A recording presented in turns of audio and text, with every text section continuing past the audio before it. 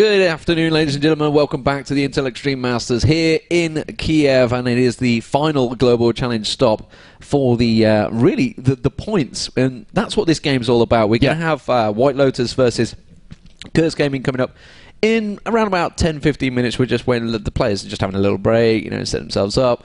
We've changed studios as well. You may notice it's changed a little bit. I'm actually a little closer to the screen as well, so I've just realised preview monitors. I'm like, see where it's over there. And of course, joining me is Freak this time.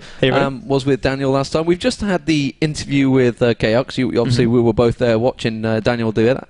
I mean, what did you think of TSM? How much you didn't get to see a lot of it? I mean, you saw a fair amount of it. In and out of the room. I basically was watching SK watch it on the stream over their shoulders, so I had like a third-hand view of a third-hand view. And basically, they were pointing out the things that you guys were actually talking about, where they're like, oh yeah, dude, he's plus 1,000 gold on Vayne, Graves is owning. And of course, then after that game, I was watching you guys interview. Then I watched over Reginald's shoulder as he was watching the forums, and then I saw a thread called, "Hey guys, I heard Vayne's overpowered." And, the funny thing about that one though is, as you guys said, and as Chaos said, like, who picks Vayne Janna? Like, what? And so he was like, I don't know, that confused us. It was a really easy lane for us. So, that is of course one thing to realize, that when you're going through these picks, right? TSM picked really great. It's like, by the way, their strategy was, ban one of the two main healer supports, Sona and Soraka, and of course Taric and Alistar and their other healers, but, ban those two, and then let's go grab the other one because we're first pick. And so they grabbed that, and they got Graves and all that. So they had just a dominant bottom lane, and that was the story of the match, really, is, when we interviewed Curse, we interviewed Liquid, and he was talking about these hyper carry comps from Vayne and Tryndamere and Karthus, and I believe they banned Karthus in that game. I basically asked him, I was like, so what are your bans going to be? He's like, you're not going to tell them, are you? I was like, what are your bands going to be, dude? And he's like, Yorick, Karthus, and I forget what their third one was. And they're like Maokai, I think. It was Maokai, yeah. Look at that, I'm clairvoyant. Yeah. No, but yeah, so it's like, we're going to ban some of these hyper carries out, so they took Vayne as like the last remaining hyper carry, kind of. But they got shut down in lane really, really hard. And when that's the story of the game, it's like, well, yeah, okay, Wukong went 2-0, that's nice, but then he died to Aurelia before the dragon fight. I'm like, well, that's going to go well for you guys. Enjoy your 4v5. So yeah, I mean, one of the main things we talked about in that, which we were just talking about off camera, was Cassiopeia's build. It was what, 4 Doran's rings and a Giant's belt. I mean, the age-old 4 Doran's ring Mercury Treads Giant's belt Cassiopeia build. Tank Cassiopeia, real strong.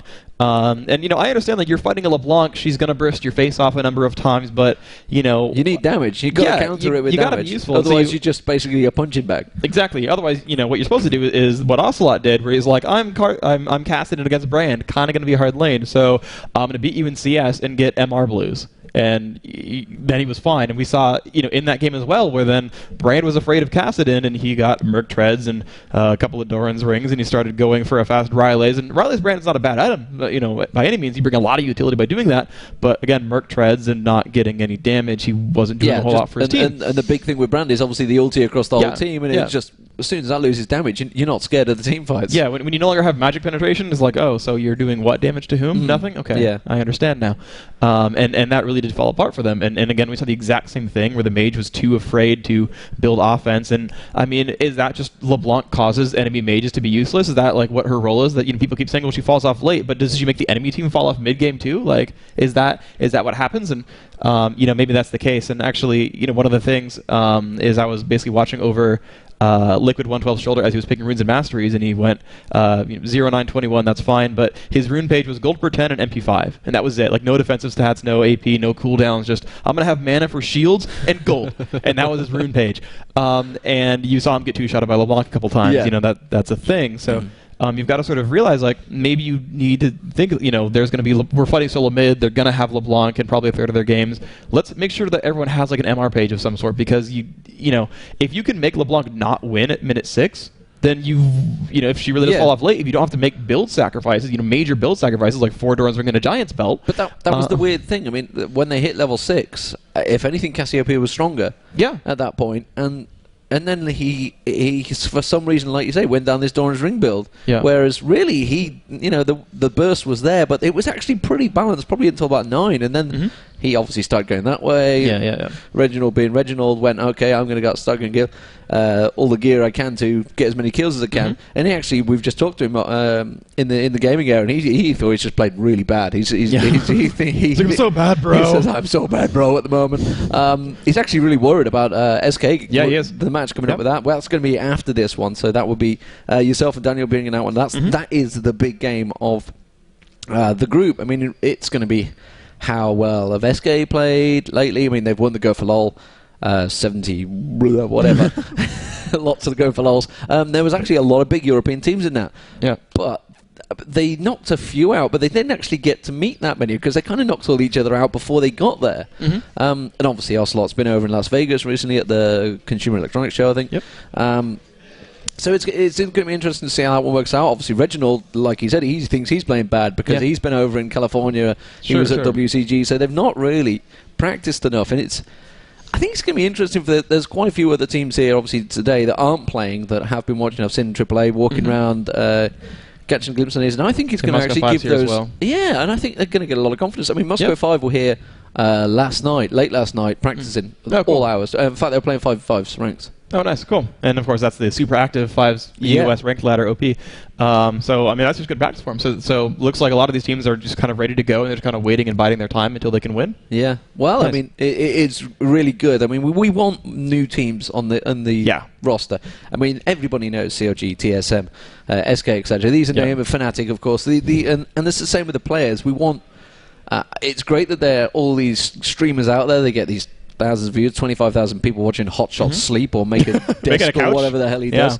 But you want new players. You want new streamers, which is, I guess, we come to the Riot Spotlight, which you've been doing recently. I mean, it's great to see that, and hopefully, coming from this tournament, we're going to have a new person that's going to get put in the spotlight. Yeah, absolutely. That's suddenly become a superstar. I don't know, maybe even some guy from Cypher or something like that. Someone that's going to play really well. Yeah, absolutely right. And one of the interesting things is, as we're doing these, right, the NA power rankings are kind of easy to make because these teams are playing all the time, and you see them. And we're like, EU power rankings. There's technically like 2 circuit teams because they keep breaking up and then reforming. Yeah. And it's.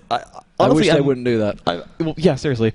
But the thing that's most impressive to me is like everyone's like Moscow 5 is a team to beat, and no one's seen them on LAN yet. Yeah, exactly. Like, well, we're really good in 5's ranked ladder, and we did well in a couple Go for LOLs, but like they haven't been like in a high stakes tournament. It's like it's all scrimmages, and like Moscow 5 team to beat, dude. And you can't explain that to people, like the offline tournament pressure that you get until you've actually someone's maybe been to that event and been there, and suddenly they realise, oh wow. Yeah. And we were discussing yesterday the TSM Gaming House, how they've not really practiced the conditions. I mean, they've all been here, but like right now, you're seeing us. We've got a massive spotlight in our face, it's right blinding. there. Basically, which is what lighting us up. You can see the reflection on this background. That's coming from a big spotlight. Well, when you're on stage, you've got that in your face. Tell me, really honestly, how many of you actually sit at home would practice that condition?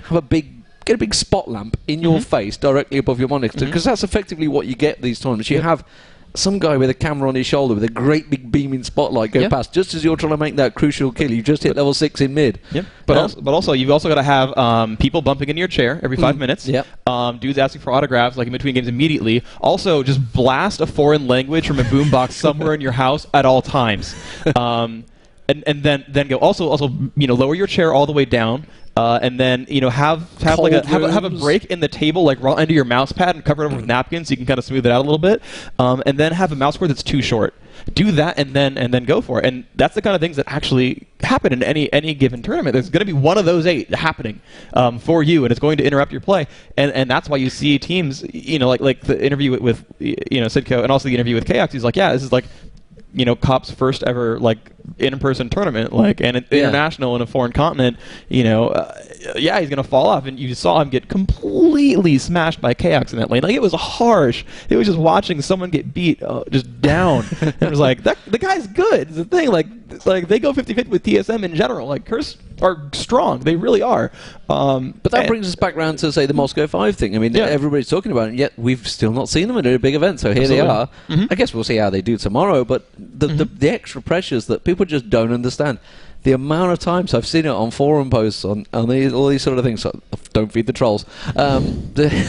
You see these people that go, oh, but these are so good, and you think, well, no, because offline they've not proved themselves yet, and you look at your TSMs, your CLGs, your SKs, your Fanatics, are definitely they are the offline kings at the moment. Yeah, they don't seem to be able to do it online for some reason. I don't know why, but when it comes to a tournament, they were untouchable in New York. Yep. Yeah. I think the one LAN tournament I've seen Fnatic lose was IEM Gamescom last year, and everything else, it's like, we go up to New York, and it's like, talking to Joe and everyone, and he's like, yeah, I mean, Fnatic's good, but like they haven't been winning anything recently. And I'm like, yeah, but they went on LAN, and then they did. They dropped 0 maps, and the post game. The post-game interview with I think it was with Pekka, he caught himself. He almost said, "I didn't think it was going to be this easy. I didn't think it was going to be.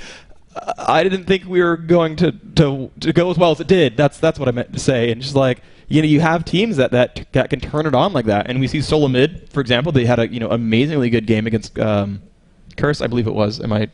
Yeah, they had a dominant game against Curse, and of course you can make excuses, say, well, Curse hasn't played on LAN, and Curse had a new 5th, and only one of their starters, all that. But the fact still remains that TSM looked good in that game. They had good picks, they had good lineups, they won their lanes, they won the game, they had pretty strong coordination. KX said, yeah, we had some hesitation moments once in a while, we had a couple of things that were kind of a little bit off, but for the most part, I mean, they look more or less like themselves, and that's a big thing when you're losing 50 games out of 55 in scrims, the week before, but to know how to turn it on, that's a big deal, and that's really important, and they've been doing that, and so and especially after the conditions we heard they've had the showed up the barely 2 hour in time. walks, and and believe me, it is like -7, sort of maybe even lower outside, wind, everything, and it's not like your normal cold. It's just really cold. It's not just like a icy cold or something that we get in the UK. It's really, it feels damn cold. Yeah. And for the Americans, by the way, it's 22 Fahrenheit roughly. FYI. Yeah, I forgot we got different currencies. Yeah, absolutely. So, but I mean to turn up, like you say, just to turn up and just switch on, even though they were late for the event, they're pressured into it. Okay, you guys have got to turn down, play now, first game of the day, and they got to perform. They didn't really get much time to warm up. Well, they had a little bit warm up, but they had 45 minutes. Yeah, so they wasn't like thrown completely in there, but even still, foreign conditions, like you say, they just dropped in it and they did well. And the question is, how will White Lotus and Curse Gaming do? Now, we've seen both of these play now. We think it's a fight for third place in the group because SK and TSM have both looked very strong. Yeah, honestly, though, I think it can really go sort of any way. Like, let's say, SK is like the by and far first place team in this group, and they're just going to poop on everyone, like just hard, right? You can have a 3-way tie where one team goes 3-0 and the other teams go 1-2. Yeah. So if White Lotus beats SK and Curse beats White Lotus, because obviously Curse now can't beat TSM, they've already played. If that's the 3-way tie, it's going to go on game time. And this game matters very much. We had it in China, I believe. Exactly. And it's funny because the first game sets the expectation, right? The expectation is that Solo Mid is now the second best team in the group, even when they're going to go with a 3-way tie and it's all going to be fine. The expectation is now that this is for third place right here, and then people are surprised when they get dropped out because they won so slow. Proving that they're not as dominant as they looked at the very beginning. This is entirely a possibility. And because it's best of one, because you can get outpicked, and for example, you saw in the most recent game just the heavy bottom lane outpick where KX is like, what are you doing with Vayne Jana? Come on! That's a huge possibility. And so, I don't want to count any of these teams out. That, I'll always say there's a chance. Don't surrender. Keep going. Honestly, Flash has actually been talking to his team like, okay, so last time we played White Lotus, here's everything they did. Let's just churn through these picks and bans. We talked to Liquid a couple hours ago, and he's like, yeah, we know what our bans are going to be. We did some research. We kind of know what they play. And so there's a lot of possibilities here for this to go all around. You could get one of these teams go on and win this game, have a big bit of confidence, and go play either TSM or SK, who could have already won against either or. They could be 2-0 up, just take their eye off the ball a bit. We've won this one, we topped the group, no problem. Suddenly there's a shock result. Like you say, there's a lot on the line here. Both these teams also are playing for the place to try and get to the finals. Now, White Lotus are coming into it, they're only going to be on 10 points minimum at the moment, so it's very hard for them. They're going to really have to top the group, I think, or get out the group at stage. Curse, on the other hand, need to finish, I think, 5th or 6th. They have to finish 5th or 6th. This is taking on the assumptions, the point system that we've got. Right? Well, to get through, I mean, at the moment they're on 15 points. They really need to get 25 points, so they need... well, they're guaranteed 10 for last place, right? They are, but that's only going to put them at 25. Now, you've got to take into account against all authorities are coming in with 0, so if they pass group, they're immediately above. They've got to get group, But I mean, tomorrow's group is a really hard group, actually.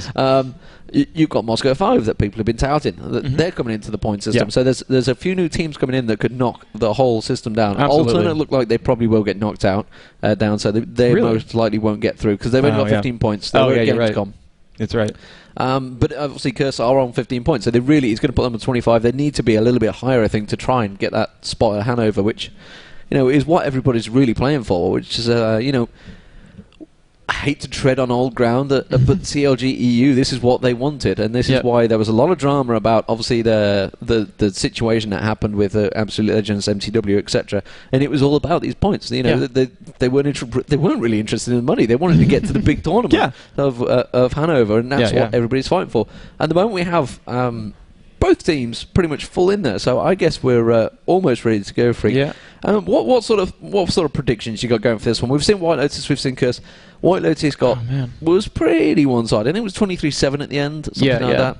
So honestly, struggled as well. Yeah, I'm trying to think. So I believe that SK is the best team in this group. That I think they'll go 3-0. Of course, we'll see that in the next game when they fight solo mid. That's going to kind of set the stage pretty heavily here. And of course, even after these 2 rounds, the group is still open for 3-way ties, no matter what. Any team being 2-0 still completely just leaves everything open. But what I think is pretty likely here, White Lotus showed okay against SK. We talked about that bottom lane, and Graves kept up with Sivir and minions despite how bad that was.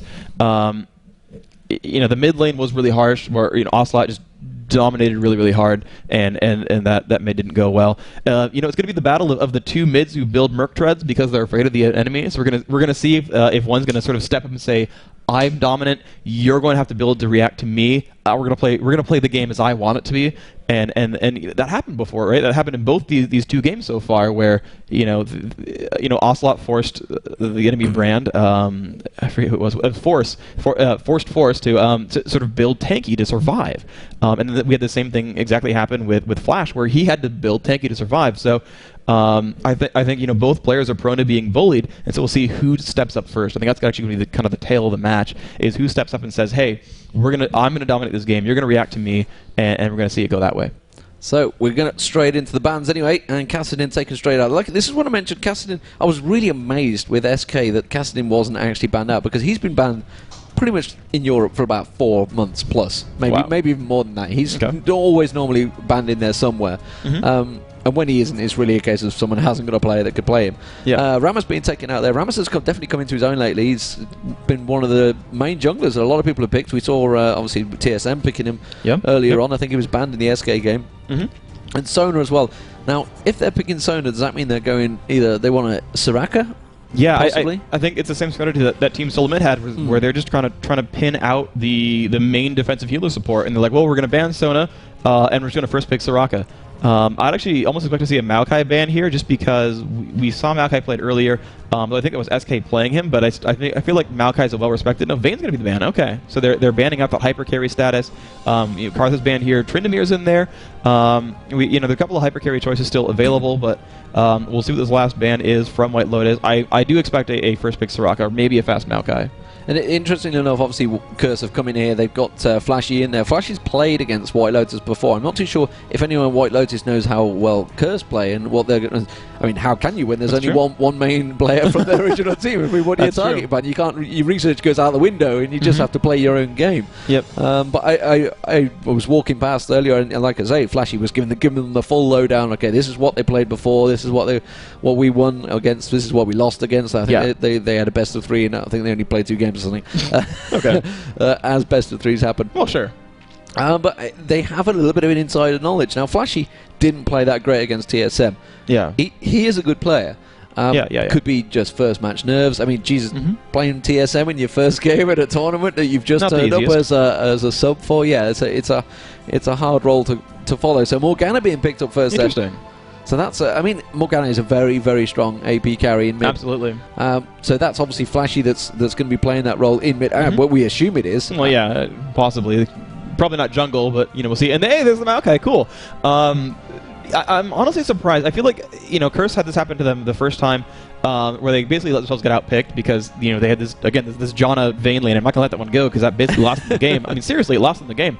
That was the one lane that got dominated. They were 2-2 for a long time, and then they got stomped when the late game came around. Their bans were like honestly, first of all, you don't ban Cassin if you're gonna pick Morgana because Morgana survives that lane forever and then can go gank because she auto pushes. But it's like you banned out one of the healer supports, and you're like, and now we're gonna go with a mid mage, and you're like, you banned Sona to not pick Soraka. I don't know. To me, that's a little bit weird. And also to pick the AP carry first. Yeah, it's something that a lot of teams will always leave it to last because you could get countered. Yeah. Not too sure if Brand's a great counter against Morgana, really. They can both AoE. Honestly, I feel like Brand's okay here because the way Morgana works in lane is she's really good at farming, she's really defensive, but she can't bully. You can try to go for Dark Binding. I feel like realistically, if you're a good player at this level, you're not going to get owned by Morgana, and you're not even going to get ganked by jungler plus Morgana. You can stay far enough back that you're fine. And so Brand is a champion that kind of likes that late game a little bit more, that he's generally going to do more damage late game, brings a lot of utility. His gank is a little bit better as well just because he has more damage tools. And so Brand is a lane that's it's not going to get owned by Morgana, has AoE so that he doesn't get pushed to his turret all game. You get blue, you get a couple Doran's rings and you're fine. And depending on the player, your seals might be mana regen, so you have really no problem AoE spamming. And then you're kind of left with a game where it's like, well, Morgana can auto push and not die, but shoot, I sure don't do a whole lot of damage because I have 2 reliable damage spells. And so it is weird to be that early pick, and I think Brand works just fine there. And Liquid taking a lot of time to get his 3rd pick there, and there is the Sorakas. They're going with Soraka Graves, and that has got to be one of the most brutal bottom lanes to deal with. There's a lot of sustain, a lot of damage, a lot of everything, really. You can push forever. Yeah, and how will they respond to that? I mean, you got to think Severe maybe is probably the only, is be fine. Yeah, is probably the only counter that they're going to pick out from it. Let's see what Lotus do respond to it. Maokai in the jungle has been one of those that I guess the odd one made it possible. Yeah, he made it popular. He made it popular. I think it was MLG Providence, was it, or something like that? It was one of the MLGs, I believe. Interesting. Janna Misfortune. I actually like that a lot. I do actually like that a lot because, again, we saw at the very first match where we had the Ignite against the Soraka, and it didn't quite work for White Lotus, but they had tried it the first time. Oh, no, never mind. They're dropping Janna for Aurelia, maybe. Going back and forth, still confused. But basically, their initial goal was we're fighting a healer. We're fighting basically 2 heals with Soraka with her basic spell, and then, presumably Summoner heal. And so we're going to just simply block that out by grabbing Ignite and then just going for it. In this case, they've got Misfortune with the healing debuff with her W, and that's going to basically, and they're going for Janna Misfortune. Well, I can tell you right now that Curse have countered this because that was what they were talking about, Misfortune. Really? So they knew this pick was coming. So obviously what they've gone with Graves is that they feel can counter it well enough. Okay. I mean that was one of the main strats they were talking about. Bottom lanes, like, okay, what are we going to pick? They're going to definitely go Misfortune. This is what we need to do against them. Which is interesting because they didn't go Misfortune in the first game. They went... They got Graves. Yeah. I mean, and it feels like Graves is kind of like...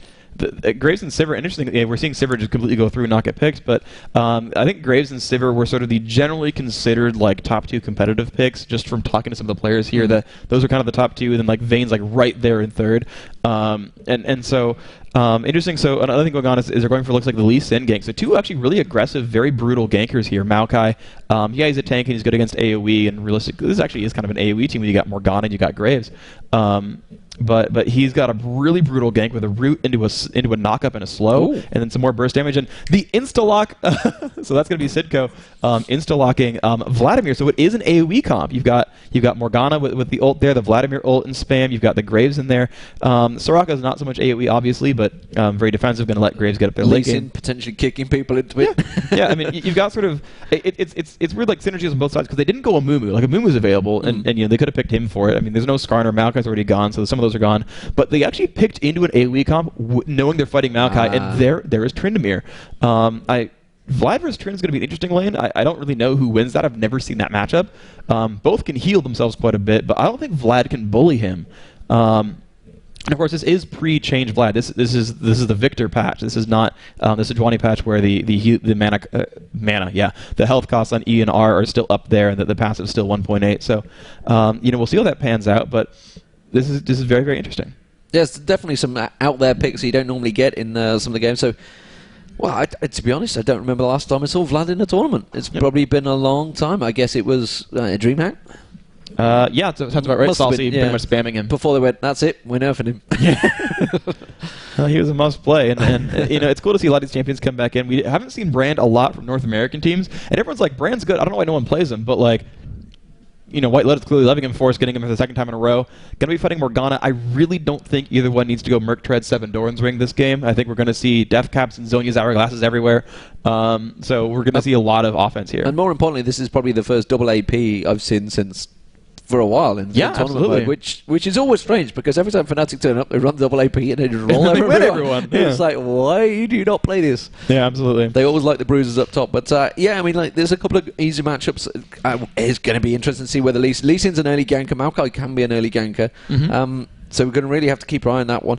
Now, Sitgo on Vlad, it's very hard to gank both the top lanes at the moment. That's true. Tryndamere until level 6, so you can try and get him early. Then you can just dive bomb you. But the interesting thing about Vladimir as a top lane, so first of all, one of the reasons that I feel like mages are hard to play top lane is they tend to get outlaned by a lot of bruisers. There's some like Kennen who generally kind of beat melees, but for the most part, like, have fun playing like Ahri against Pirate. Yeah. Like, what are you going to do in that matchup? Just die, mostly, to Gangplank and get shot in the face 70 times in a row.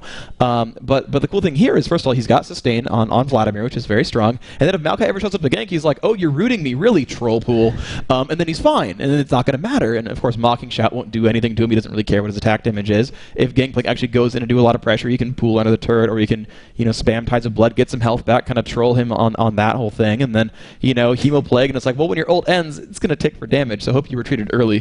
And I think there's a number of good options here that Vladimir has to survive Tryndamere and actually perform quite well, honestly. I don't know if it's going to be a situation where he wins the lane. Again, I don't think Vlad's that big of a bully in the first 5 levels or so before Trynd's sustain gets massive. Because you've got, Tides of Blood's pretty good, but you've got a giant cooldown on Transfusion. You don't really want to use Troll Pool offensively, so there doesn't seem. I don't think there's a lot of ways for Vlad to shut down Trynd, but I think their late game, it's a giant AoE comp. You've got a lot of damage out with Graves, Morgana, Vlad. You can knock a lot of people down that way. You can force Trynd to ult early on. Troll Pool can really slow him down quite a bit, actually, once you kind of get into that battle. That team can survive. You've got the giant AoE slow from Lee Sin's E. You've got a big armor buff from Soraka. You've got the smoke cloud from Graves as well. I'm trying to think if there's anyone particularly great for not Dark Binding, but Black Shield from Morgana. And there's not really any major disable that someone should be afraid of. It's more just, well, Graves won't get CC'd, and that's fine. I'm getting from this that you feel that Curse have outpicked them. I don't know, because I feel like Trynd has some good late game. Yeah, very good late game. I don't know.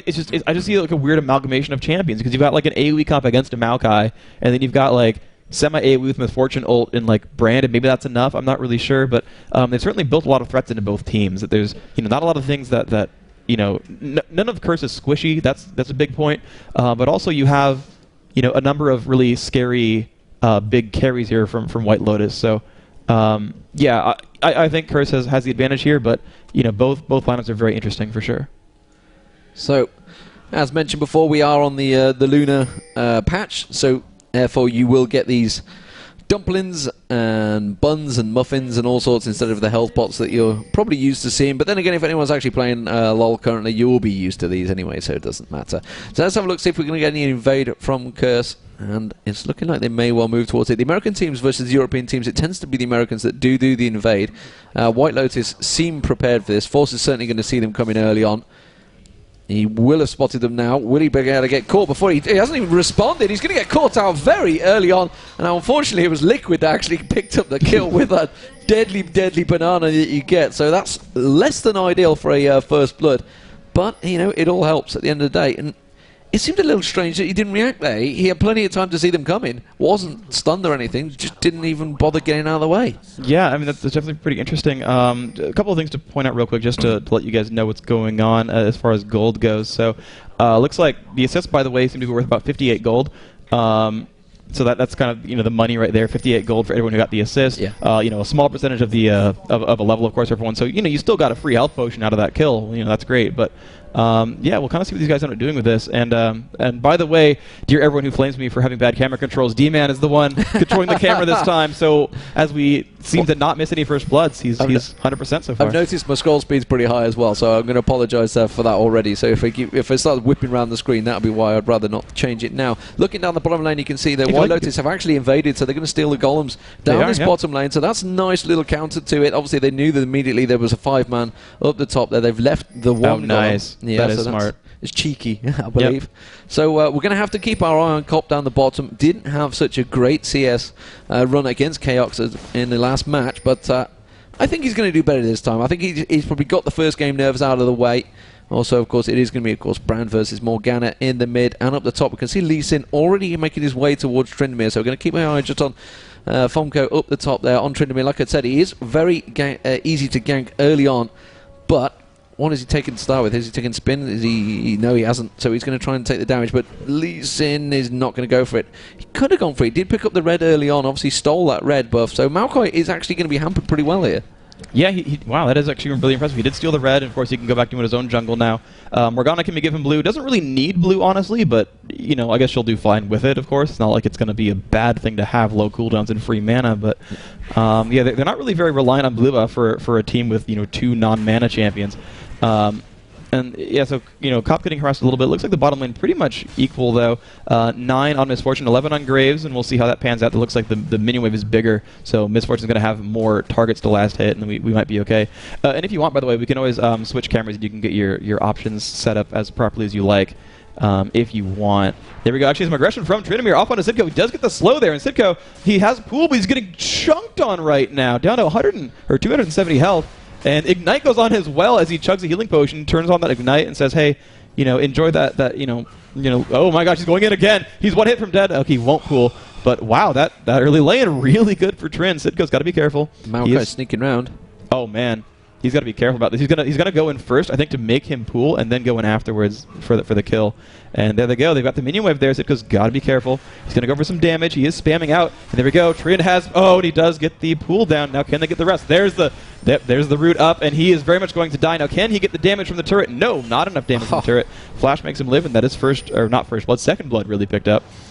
And a heal, of course, as well. The heal used by Tryndamere. So Tryndamere is actually going to get a lot of damage beaten down on towards his turret. He's just looking around to pick up the CS. He doesn't want to take the turret down really that early because it doesn't always benefit you if you take that turret too quick. I'm actually of the opinion that and I'm going to get flamed for this, but that killing an early turret's actually amazingly strong because you can still keep the minion wave in the same place, but now your opponent has no freaking turret to run to, and he's going to be free ganks. Like, I don't know. In my opinion, that early turret is, as long as you manage the lane right afterwards, like, you're fine. You just get extra ganks that way.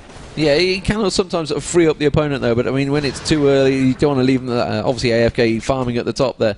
So, down the bottom, it is, at the moment, pretty even between the two. I'd say 30 CS to 28 CS, so very much even this time around. Obviously, not getting left behind like he did against Chaos. Cop down the bottom there. So, looking back towards the top, and that turret, well, he actually didn't do a great deal to it. He took it down to half, but then again, he was only level 4, so he's not going to just destroy that turret early on. Has been back and bought, got himself a Berserker Greaves and the normal ward there, and he's immediately come straight up and smacked Sidco in the face.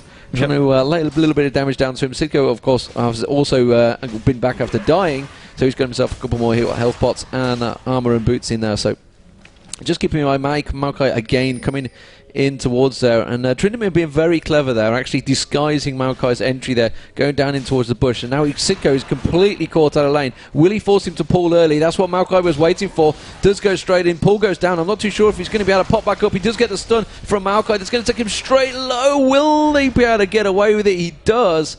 And well, Tryndamere was taken down very low there, but that is nicely escaped with Sidco there, because that is the second time they've tried to gank in there. We've still not seen Jaximus coming out of the jungle yet. Yeah, we tried to go for the gank early on and kind of gave up on it and didn't go for it after all. One thing I think was interesting is I think Maokai sort of tricked Sidco because he went in for a sapling first, and there's the pool. Yeah, so he dodges that. He should get the kill on Darker. Yeah, he does actually. Nice by Sidco. Will live with 29 health. That sapling smacks him in the back. And that's actually really good for Curse. They're up 2-1 right now. That lane looked pretty brutal early on. 23 minions to 31, certainly in the advantage of Trend, but he's pretty much brought that back with a kill. He's got Ninja Tabby now. He's pretty much fine. And so looking back towards the mid, they've both been back and bought now. So Sorcerer's Boots for Brand. And Morgana just going with the double Doran's ring. So we're going to keep our eye on Flashy because he loved to stack those Doran's rings in the last game. Let's see if he doesn't get a little bit too carried away. Obviously, he can farm a lot easier on Morgana, I find anyway, but Cassiopeia can farm pretty well as well. Yeah, absolutely. But down the bottom, they've also been back and forth. The partnership of Cop and Liquid. Obviously, Liquid getting that first blood will be will give him the advantage. The fact that he got the first blood earlier will have obviously gotten the GP5 items a lot quicker as well. Yeah, he's got a Philosopher's Stone. He's got a couple of Vision Wards in there as well. He's going to be happy with that one. And you can see they're going to pick up the rest of that little golem down there. Looks like actually Lisa never came down there. I think they just cleared that camp. And there we go. There's the purple ward being used there. So Liquid, obviously the advantage of having the extra gold comes straight. And as soon as that ward was literally putting towards the tri-bush, immediately put a pink ward on top, took it down. Thanks for the 25 gold. Just got a glimpse of Morgana actually coming down there. Darker is just below him, above him, sorry. And Flashy, is well aware of that situation, had put the ward down in the river, and Flashy's made I'm afraid a wasted journey. It's just going to port away there, but that has made them a little bit wary. The blue buff now going to be given across towards Force. I've got Lee Sin at the top as well. He's going roaming. Looked like he's going in towards Tryndamere now. Showed himself far too early and has had backed away. So a second failed gank attempt from Jaximus there, and the blue buff now given to Force. Alrighty, so Morgana had that blue early a little bit. Now the one thing she did get from ganking bottom was forcing them to lose minions for a little while. That the minion wave was basically down partway through the lane, and Miss Fortune's hiding at the turret because she knows Morgana's ganking. So, yeah, Morgana might have missed out on some golden experience for ganking that way, but did force bottom lane to do the same. So, not really the worst thing in the world to gank, even if you are spotted. So, just keeping an eye on towards the top. You can see the CS is fairly close between them. 41 for Vlad. Obviously, Vlad has been taken down. And 40 for Tryndamere. Tryndamere is going to put a bit of damage down. Does manage to get the slow down on Sidko. I don't think he's going to be worried about this. And again, didn't we use that pull? Was very wary of the fact that Maokai is still missing around the map. So he could easily just been jumping out like he has done the last 2 times on him.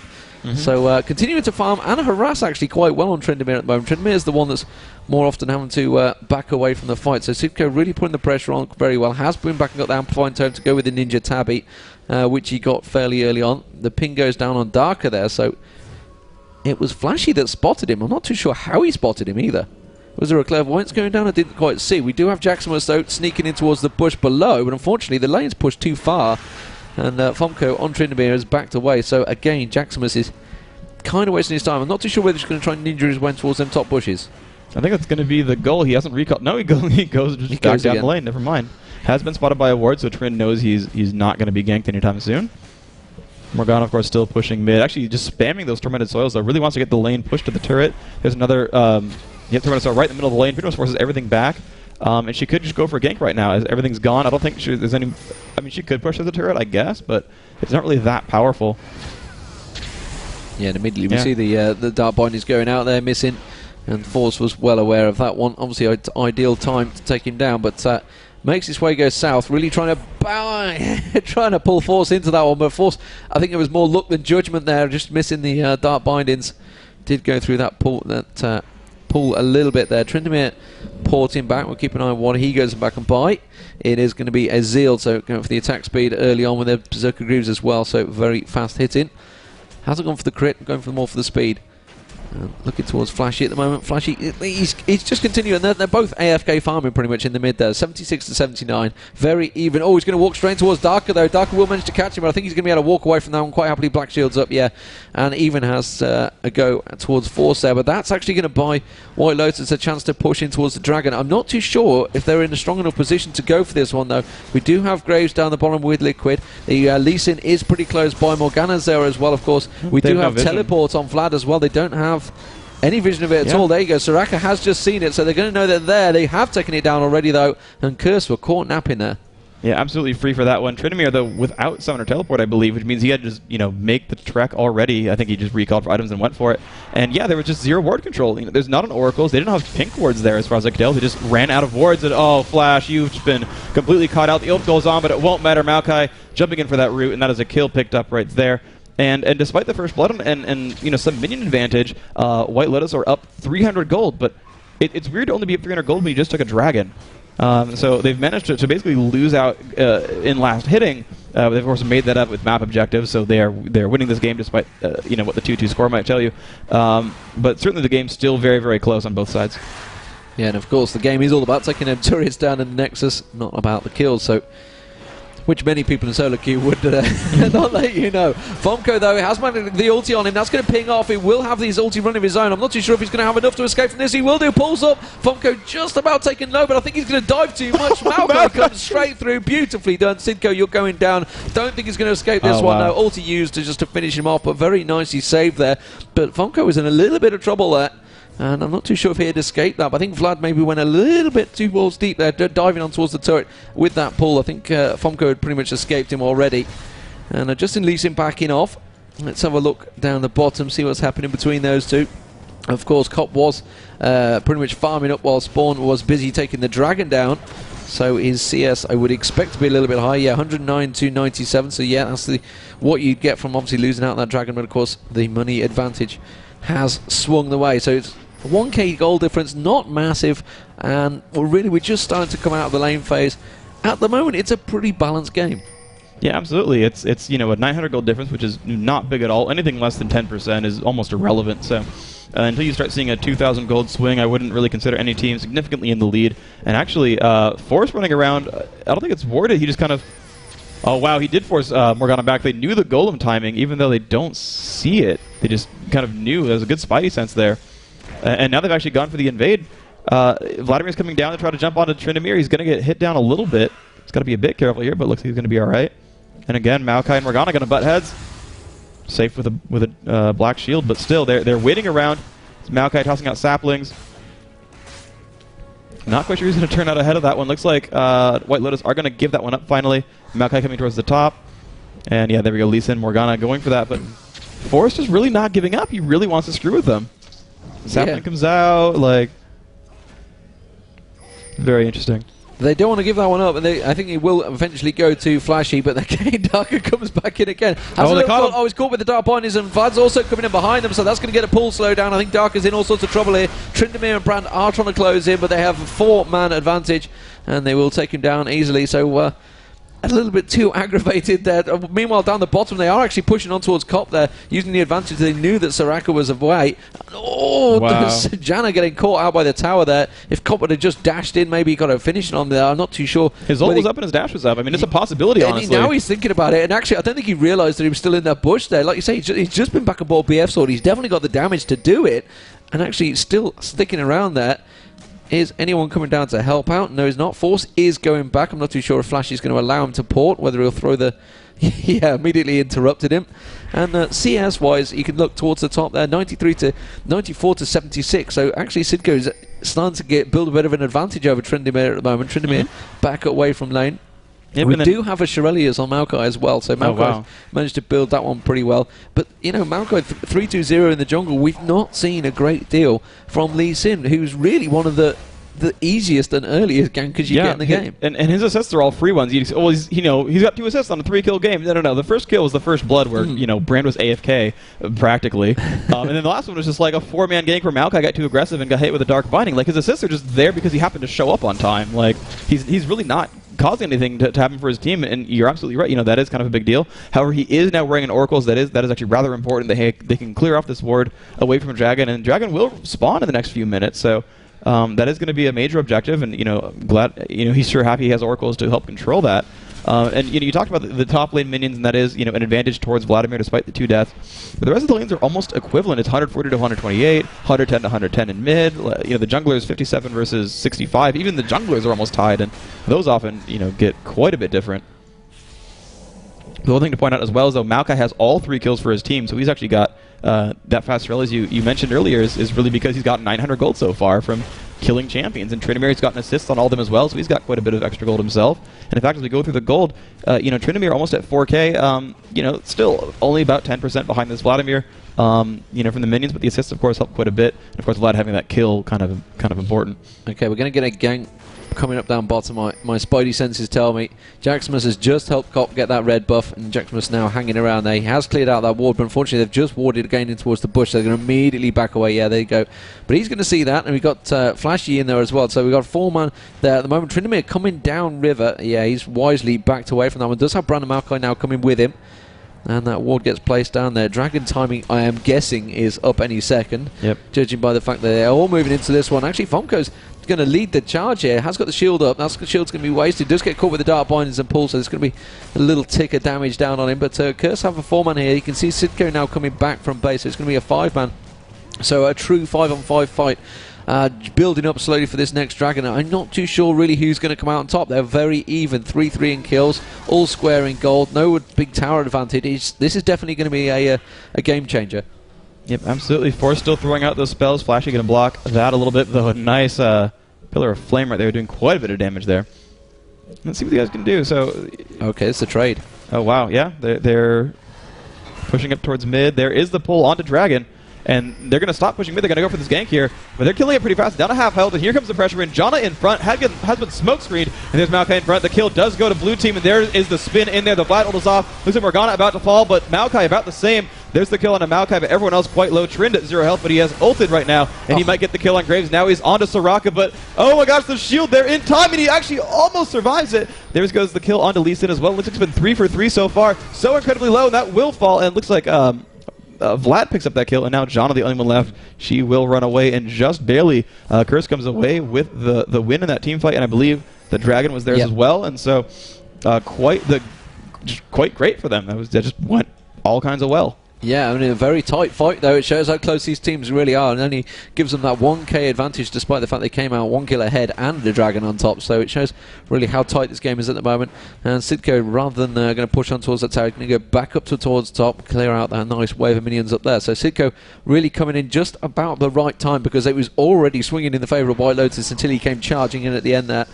So White Lotus not going down without a fight here, and Curse, they're really going to have to work for this. I won't say third place in the group, because there's another 2 matches to happen yet. So it's very early days. We've only seen 1 game. You can't already have it. Sidco at the moment is slowly winning the fight with Tryndamere. Tryndamere's he's already got no health. A few problems. He's got no health already. He's only just come back to lane, and Sidco's going to take that turret down. So that will be the first one down. You can see Maokai is working his way up river, but I'm honestly not too sure if Maokai is going to be able to do a great deal against Sidco at the moment. He will be able to obviously help out if Tryndamere is there. Lee Sin was coming up to help, but Lee Sin's porting back, so we'll keep our eye on what people are buying. You can see Ward going to go down in river. And remember, there was Oracle lost there. I think Lee Sin had the Oracle, didn't he? Yeah, so he lost an Oracle, which is a 400 gold swing straight away. Actually, technically 800, because obviously Liquid's had to go and buy an Oracle to follow up with that. But it's interesting to see that the jungler actually had the Oracle. It's something we've not... It used to be like the norm, and then just it went, actually, no, the support should buy it all the time, and now it's good to see the jungler actually buying an Oracle, which I don't think I've seen for a long time. Yeah, absolutely. And I know some can get away with it. You often kind of see it on people like Rammus, or who doesn't die very often, knows he's very safe, and you often don't see Oracles in someone like Tarek, who's more prone to getting killed. And so that's when you can kind of make some swaps there. But yeah, normally a really well played support just shouldn't die, because they fight in the very back, and you can of course see Liquid with 0 deaths is holding that line properly. And, we'll see if that pans out for him. 2,000 gold advantage right now. Still, again, not exactly massive. An advantage is an advantage, and that's great for Curse, but certainly anyone's game. Tryndamere, of course, that late game hyper carry. Misfortune has been keeping up with Graves this entire time, and actually, honestly, he's got a kill where Graves has an assist only, so you can see 200 gold to the advantage for this Misfortune. Yeah, so a quick look down the items. You can see up the top there, Tryndamere, 110 CS, 147. But more importantly, needlessly large rod now on Sidco. Sidco obviously did pick up a couple of kills and assists in that last fight. You can see, meanwhile, Janna's trying to clear out those wards that have been placed down there. And that's exactly what Liquid's doing. Liquid goes and places a ward straight back there as soon as that one goes down, which is exactly what you should do. Bottom tower is actually very low as well. Cop nearly taking this one down here. So that could be the second tower for Curse. Meanwhile, their own tower is pretty much untouched. Flashy now returning. Flashy, remember, this time has got needlessly large rod, which is very important because he's not stacking those Doran's ring like he was before. Sidco pushing very high up on this top turret, almost going hotshot-esque as it were, just continuing to carry on pushing that lane. Yep. Farming your way to victory, I believe it is known as. That's a good way to play. Well, it is a very good way to play, and it works. It's basically pulling the rest of the team towards you. Well, so it frees up the advantages down the bottom, which obviously exactly what you want. You want the advantage for your AD carry down the bottom there. And currently, Cop is starting to claw that advantage. 191 CS to 187, still very, very close in that stakes. And actually, 1-1-2 to 0-1-3. It's pretty even between those two guys. Spawn has really definitely kept up with Cop. Cop obviously struggled in the last game, but he seems to have found his rhythm a little bit more this game. Absolutely the case. And you can see bottom lane just... Well, Misfortune rising some more. Red buff has now gone to Tryndamere. He's going to be happy about that one. He'll be a pretty big threat in the next fight.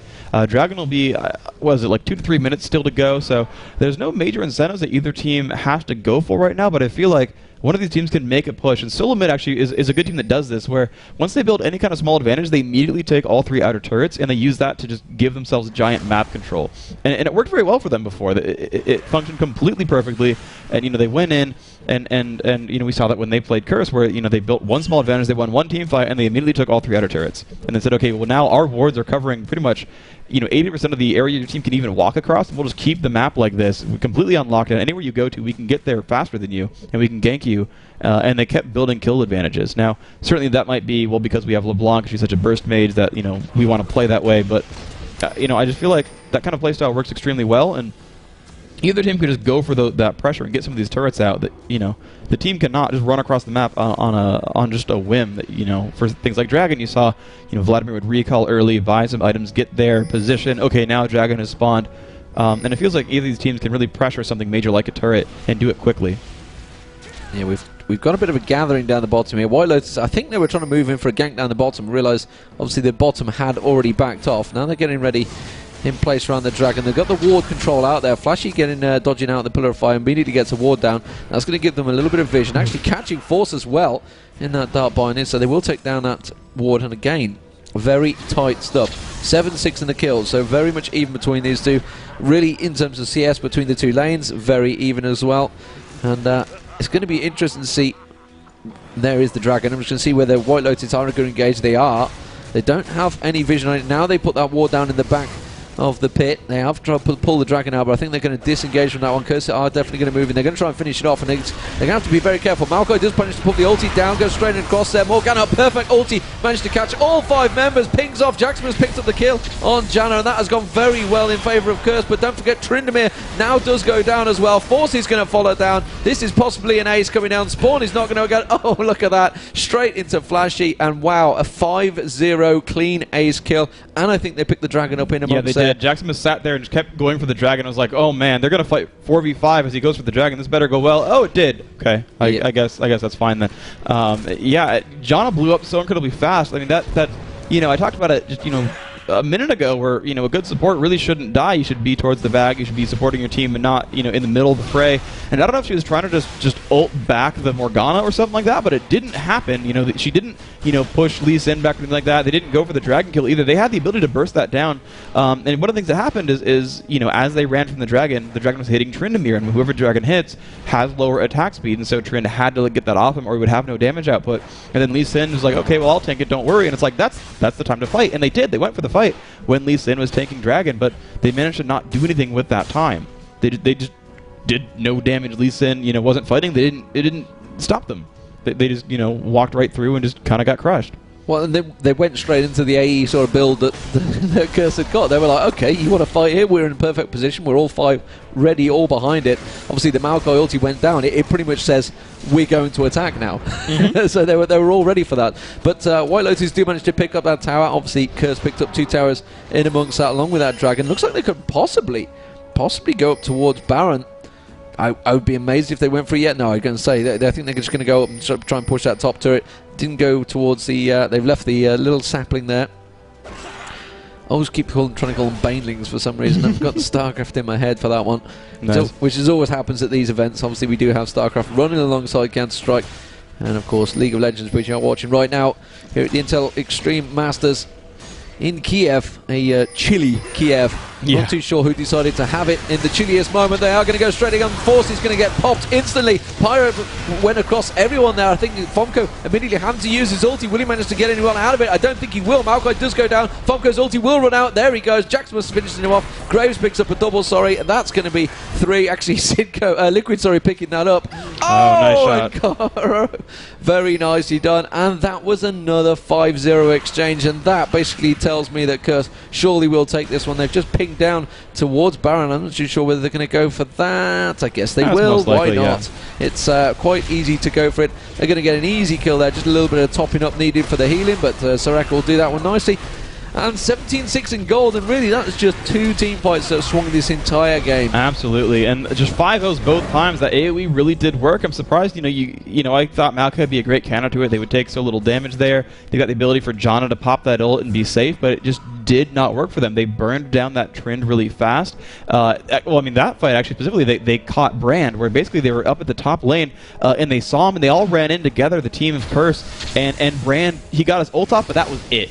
Yeah. And the thing is, when you're a giant burstcaster AP mage, and Brand's cooldowns alone, that he can get 2 to 3 rotations off in a fight, he got his ult.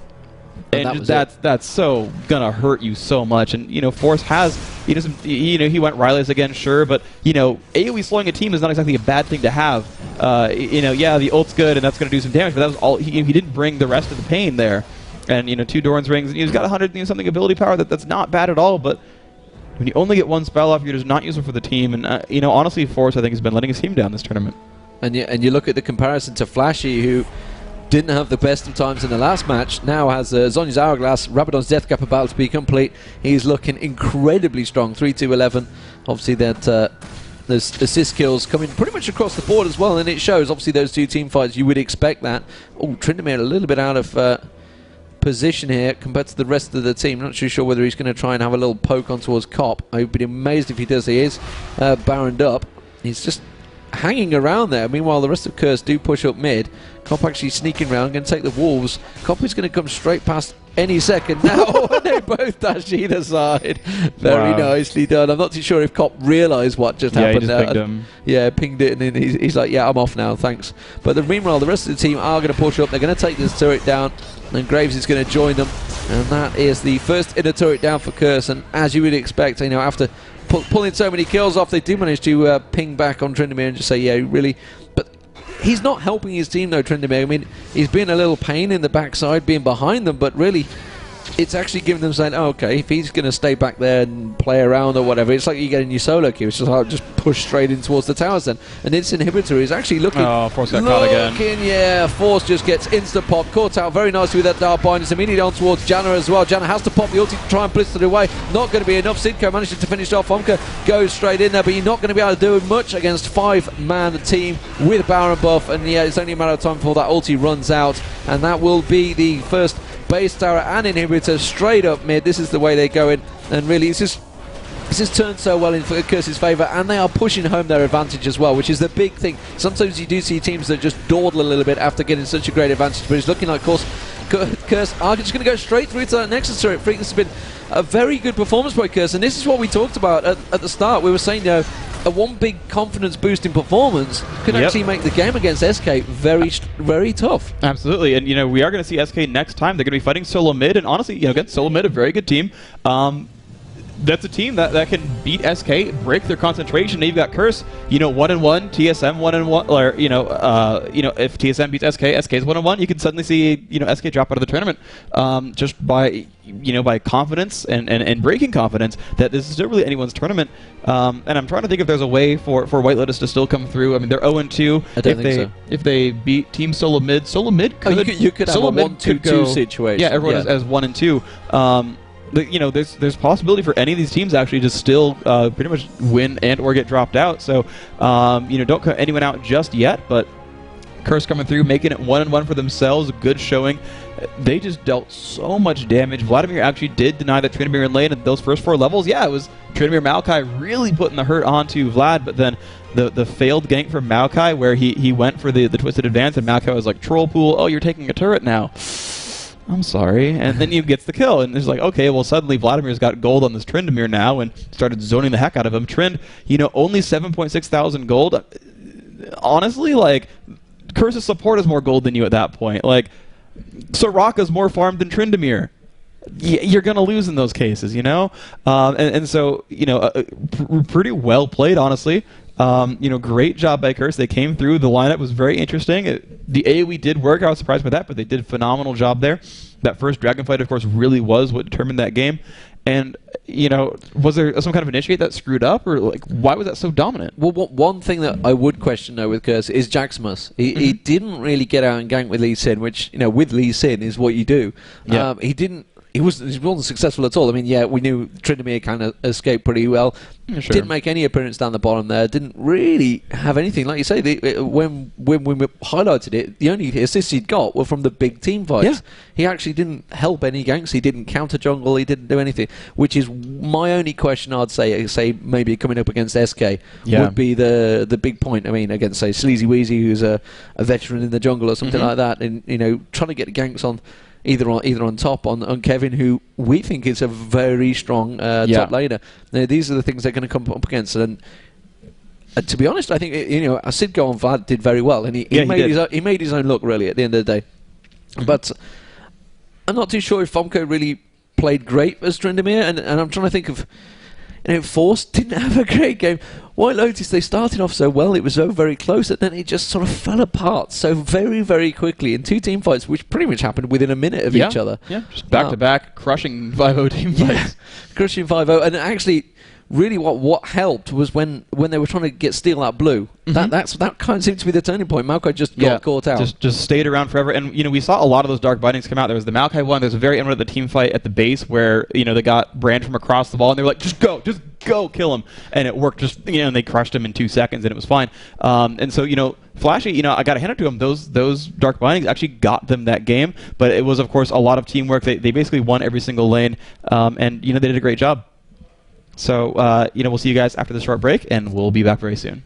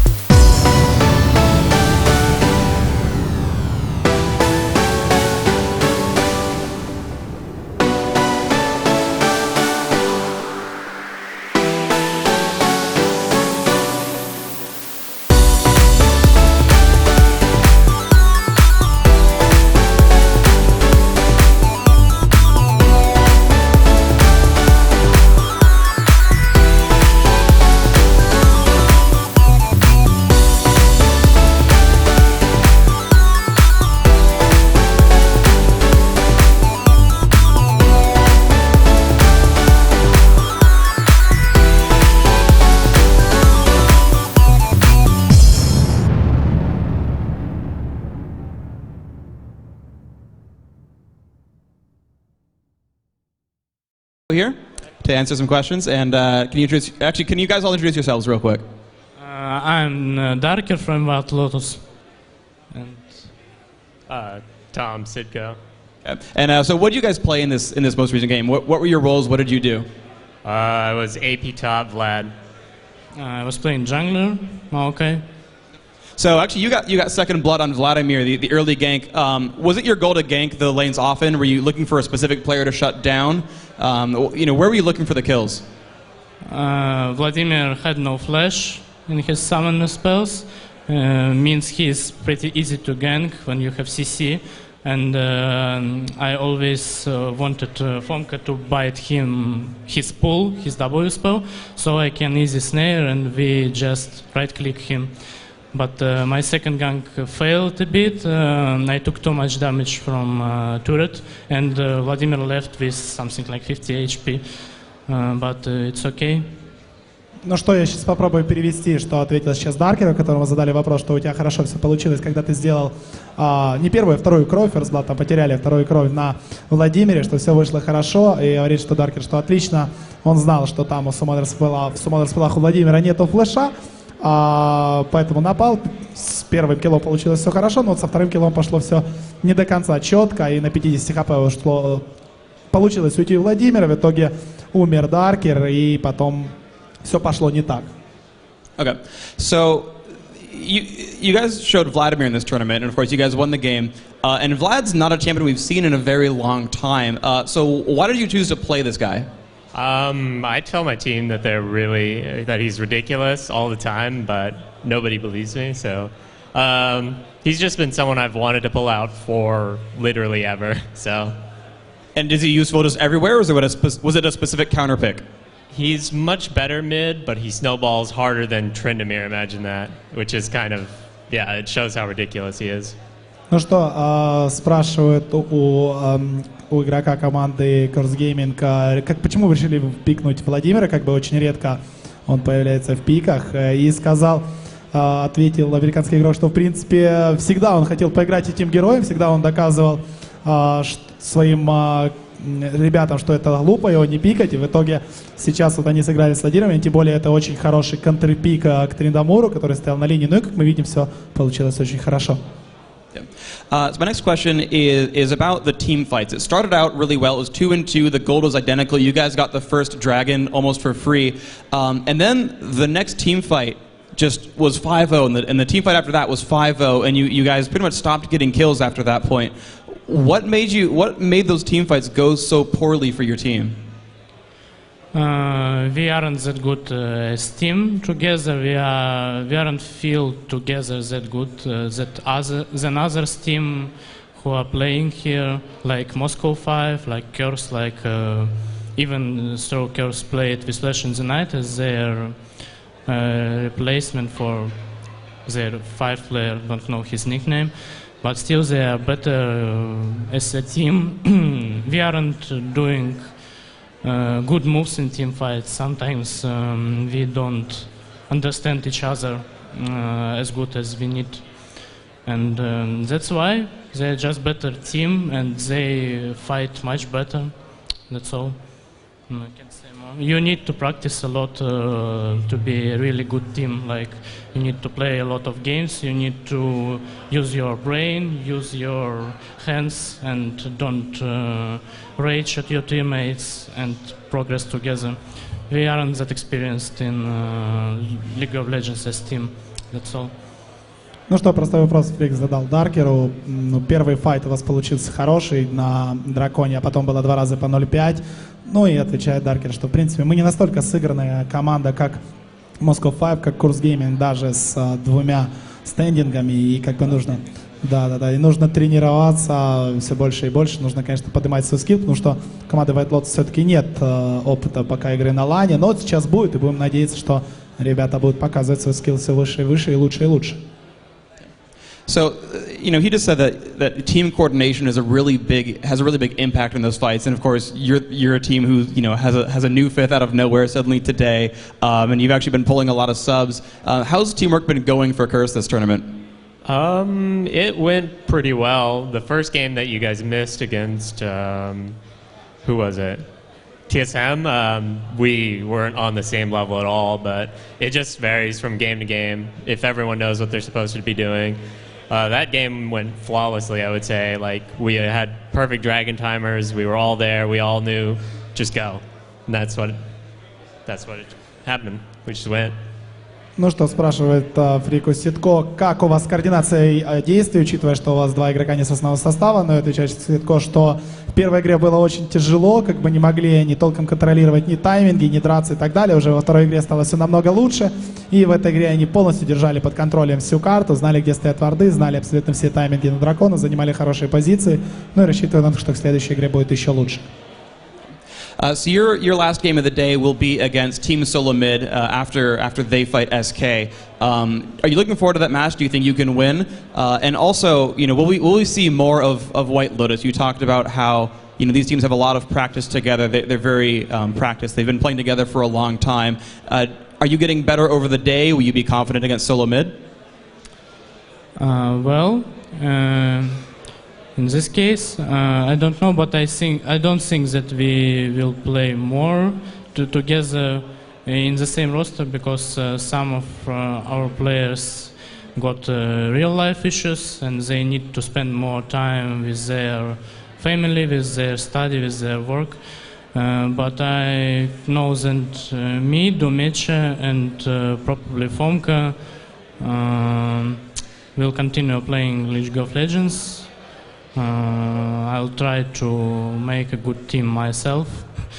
With some players, I got some ideas about this.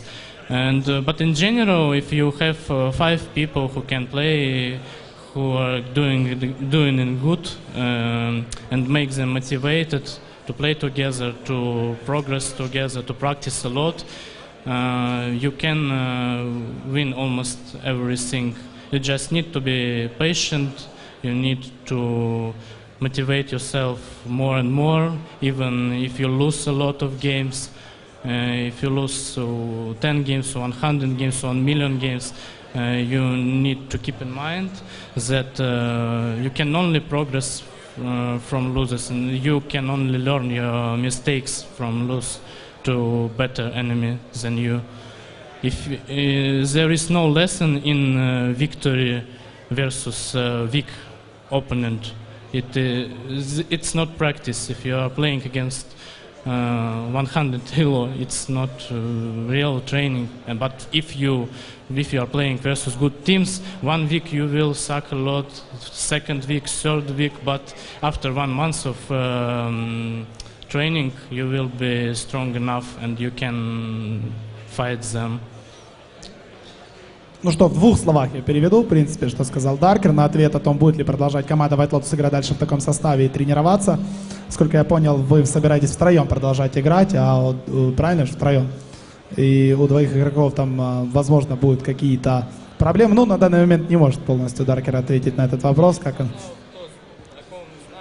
Ну, кто останется играть, некоторые останутся, некоторые все-таки покинут расположение команды. И сказал, что, в принципе, самое главное это не какие-то пабы, самое главное это тренировки. И даже во многих поражениях есть своя выгода, потому что даже если ты проигрываешь у хороших команд, ты учишься намного больше, чем если ты выигрываешь у команд очень сильных. И самое главное просто тренироваться. И желаю вам собрать хорошую команду и показать все хорошо. Я бы сказал, что только в поражениях есть какой-то урок, потому что, игр, которые вот долго идут наравне, а потом кто-то выигрывает резко, их мало довольно, поэтому либо одна команда проигрывает, либо другая, и реально полезно играть против сильных соперников, не бояться играть против них, там, драться с ними, смотреть, что они делают, думать, почему они так делают. Ну и учиться, главное быть хорошими людьми и терпеть друг друга. Не там посылать друг друга на разные стороны, когда кто-то делает что-то не так. Просто быть терпеливыми и знать, что есть цель, и идти к ней. Okay, small lesson from Ukraine. Lose more, play more. So the next match coming up is SK Gaming versus Team Solo Mid. Do you guys have predictions for who's going to win that game? They're both really good teams, so I think SK might win it, but depends on how organized they are, really. Like, LeBlanc is pretty scary, and she tears apart teams. You have to be really, really organized with her. So that's what I'm expecting from Reggie. Have no clue. I wish I would see a good and strong game from both sides. That's all. Ну что, спросили прогноз на следующий матч с КТСМ. Ну и, в принципе, оба игрока затрудняются ответить, кто выиграет. Ну и самое главное, что мы ждем очень интересную игру. Но все-таки американцы сделали ставку на своих и надеются на победу команды ТСМ. And so you have a game against SK at the very end of the day, and it's possible that you guys can actually advance into tomorrow if you win that match. Are you looking forward to that game? Do you think it's going to go well? Having 2 subs means it might not, but I'm going to play as best as I can, obviously, and we're all going to do that. So there's a real possibility we could win. I'm hoping. Ну, простой вопрос. Выиграли ли вы последний матч дня у СК? Ну и отвечает игрок команды Кур, что ты знаешь, все нормально. У нас хоть и 2 стендинга, но мы уже нормально поднялись в настроение, хорошо сыгрались и, в принципе, возможность выигрыша очень высока. Great. All right. Well, thanks everyone, and of course, thanks to you guys very much for this interview. We'll be going on to the next game, which will be Solomid versus SK in the near future, and we're going to show you guys a short replay of the New York finals. You can see what happened at the very last IEM stop as we gear up for the rest of this. And at 6 o'clock, by the way, will be the TSM versus SK game. So stay tuned for that. It'll be then. And otherwise, thanks, of course, for watching this interview, and we'll be back very shortly. And he goes jumping in. Amazing round. Great hat-trick from Taz. Big flashes in and cast the ultimate. Luna, 20 health left. Oh no, she will flash. The shield clutch. Oh, a blink into all those units. The amazing defense champion of the Intel Extreme Masters.